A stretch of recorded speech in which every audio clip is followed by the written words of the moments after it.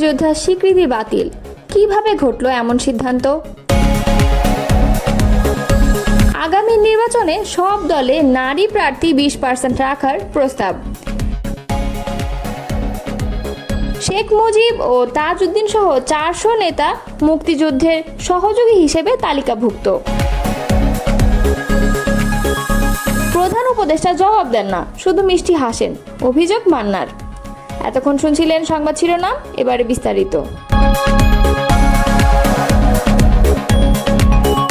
জাতীয় নাগরিক পার্টির উত্তরাঞ্চলের মুখ্য সংগঠক সার্জিস আলম বলেছেন, তাজউদ্দিন আহমদ মাঠ থেকে মুক্তিযুদ্ধের নেতৃত্ব দিয়েছেন, তার মুক্তিযোদ্ধার স্বীকৃতি বাতিল হয় কিভাবে?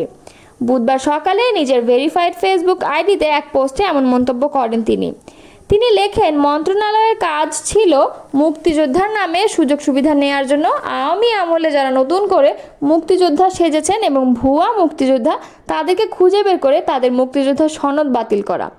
সার্জিস ফেসবুকে লেখেন, মুক্তিযুদ্ধের শুরুতে ইচ্ছাকৃতভাবে পাকিস্তান সেনাবাহিনীর কাছে বন্দী হয়ে বিজয়ের পর পর্যন্ত শেখ মুজিবুর রহমান পাকিস্তানের জেলে বন্দী ছিলেন। মুক্তিযুদ্ধের পূর্বে তার গুরুত্বপূর্ণ অবদান থাকলেও মুক্তিযুদ্ধ চলাকালীন তিনি সরাসরি মাঠে ছিলেন না।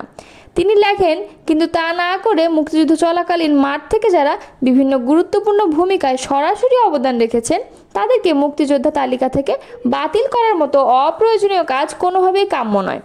তিনি আরও লেখেন, ইতিহাস যেন কখনো ক্ষমতাসীনদের পক্ষের না হয়, ইতিহাসকে ইতিহাসের মতো করেই চলতে দেওয়া উচিত। গণসংহতি আন্দোলনের প্রধান সমন্বয়ক জোনায়েদ সাকি বলেছেন, আগামী নির্বাচন যেহেতু আগের পদ্ধতিতেই হবে, সেখানে নির্বাচন কমিশনের জায়গা থেকে একটি সুনির্দিষ্ট বিধান করা যে আগামী পার্লামেন্টে প্রত্যেক দল থেকে অন্ততপক্ষে শতকরা 20% নারী প্রার্থী দিতে হবে। মঙ্গলবার রাজধানীর ফরেন সার্ভিস একাডেমিতে রাজনৈতিক দলগুলোর সঙ্গে জাতীয় ঐক্যমত কমিশনের বৈঠক শেষে তিনি এসব কথা বলেন। এর আগে রাজধানীর বেইলি রোডের ফরেন সার্ভিস একাডেমিতে বেলা 11:30 থেকে বিকেল 5টা পর্যন্ত বিভিন্ন দলের সঙ্গে জাতীয় ঐক্যমত্য কমিশনের বৈঠক হয়। কমিশনের সহসভাপতি আলী রিয়াজ বৈঠকে সভাপতিত্ব করেন। বৈঠক শেষে রাজনৈতিক দলগুলো পৃথকভাবে ব্রিফিং করে। গণসংহতি আন্দোলনের প্রধান সমন্বয়কারী বলেন, আমরা 100 আসনে নারীর সরাসরি ভোটের মাধ্যমে নির্বাচনকে সমর্থন দিয়েছি।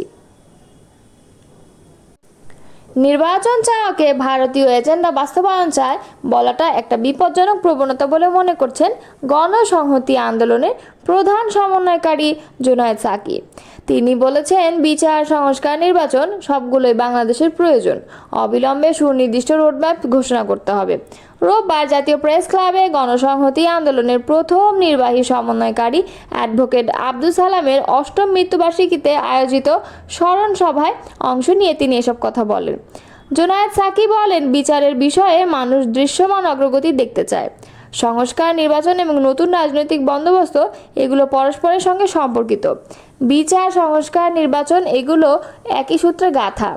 রাজনৈতিক প্রেক্ষাপটে সংস্কারগুলোর দূরত্ব ও অনাস্থা দেশকে বিপর্যয়ের দিকে নিয়ে যেতে পারে। তিনি আরও বলেন, নির্বাচন চাওয়াকে অপরাধ হিসেবে দেখার কিছু নেই। যদি ডিসেম্বরে নির্বাচন না হয় তাহলে সেটার ব্যাখ্যা পুরো জনগণের সামনে হাজির করতে হবে। নির্বাচনের সুনির্দিষ্ট তারিখ না দিলে সংস্কারের অনেক বিষয় সম্পন্ন করা যাচ্ছে না।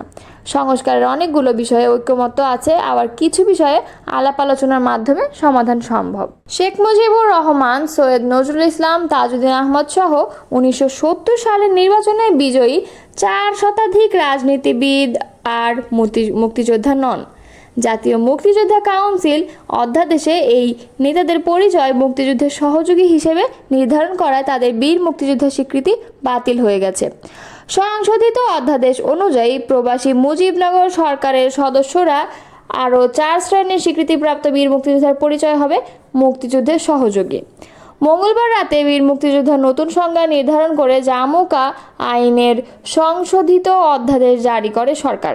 রাষ্ট্রপতির আদেশক্রমে আইন মন্ত্রণালয়ের লেজিসলেটিভ ও সংসদ বিভাগ থেকে এই অধ্যাদেশ জারি করা হয়।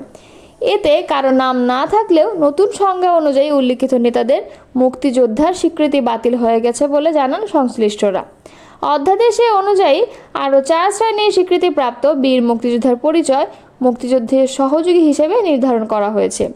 তারা হলেন প্রথমত যেসব বাংলাদেশি পেশাজীবী বিদেশে মুক্তিযুদ্ধের পক্ষে বিশেষ অবদান রেখেছেন এবং বিশ্ব জনমত গঠনে সক্রিয় ভূমিকা পালন করেছেন। দ্বিতীয়ত যারা মুক্তিযুদ্ধ চলাকালীন গঠিত বাংলাদেশ সরকারের অধীনে কর্মকর্তা কর্মচারী বা দূতসহ অন্যান্য সহকারী হিসেবে দায়িত্ব পালন করছেন। তৃতীয়ত স্বাধীন বাংলা বেতার কেন্দ্রের সব শিল্পী ও কলাকুশলী এবং দেশ ও দেশের বাইরে মুক্তিযুদ্ধের সপক্ষে দায়িত্ব পালনকারী সব বাংলাদেশি সাংবাদিক। চতুর্থত স্বাধীন বাংলার ফুটবল দল। বাতিল হওয়া জাতীয় মুক্তিযোদ্ধা কাউন্সিল আইন 2022 অনুযায়ী বঙ্গবন্ধু সহ প্রবাসী সরকারের MNA বা MPA এবং উল্লিখিত 4 শ্রেণীর সবাই বীর মুক্তিযোদ্ধা হিসেবে স্বীকৃত ছিলেন। নতুন অধ্যাদেশ অনুযায়ী এখন তারা মুক্তিযুদ্ধের সহযোগী হিসেবে পরিচিত হবেন। মুক্তিযুদ্ধ চলাকালীন রাজনীতিবিদদের বীর মুক্তিযোদ্ধার স্বীকৃতি বাতিল নিয়ে অধ্যাদেশের খসড়া গত 15 মে উপদেষ্টা পরিষদে ওঠে। সেখানে আইন মন্ত্রণালয়ের পর্যালোচনার শর্তে খসড়াটি অনুমোদন করা হয়। এরপর আইন মন্ত্রণালয় সহযোগী মুক্তিযোদ্ধার বিষয়টি অনুমোদন দেয় এবং এরই ধারাবাহিকতায় রাষ্ট্রপতির অনুমোদনক্রমে মঙ্গলবার রাতে অধ্যাদেশ জারি করা হয়। প্রধান উপদেষ্টা অধ্যাপক ডক্টর মোহাম্মদ ইউনূস কোনো জবাবদিহি করেন না, এমনকি সামনাসামনি যখন কথা বলবেন তিনি প্রশ্নের কোনো জবাব দেন না, হয় মিষ্টি হাসি দিয়ে বিদায় করে দেন অথবা কোনো কথাই বলেন না।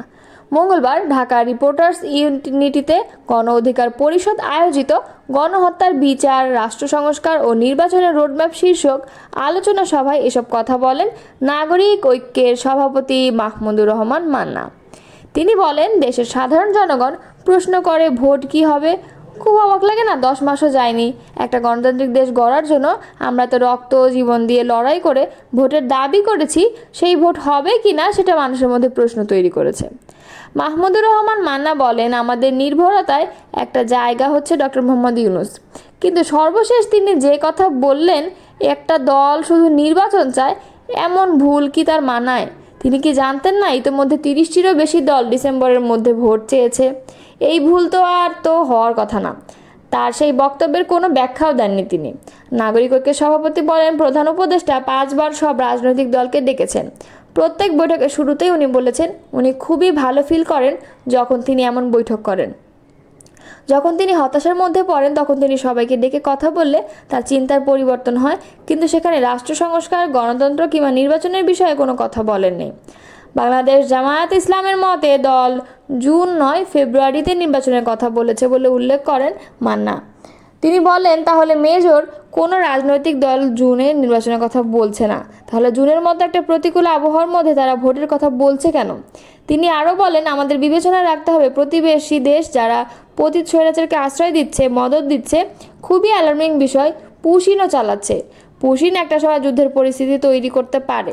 পুশিনের বিষয়টি মাথায় রেখেই রাজনৈতিক নেতাদের কথা বলতে হবে। বিশেষ করে ক্ষমতায় যারা আছে তাদের আরও বেশি দায়িত্বশীল হতে হবে।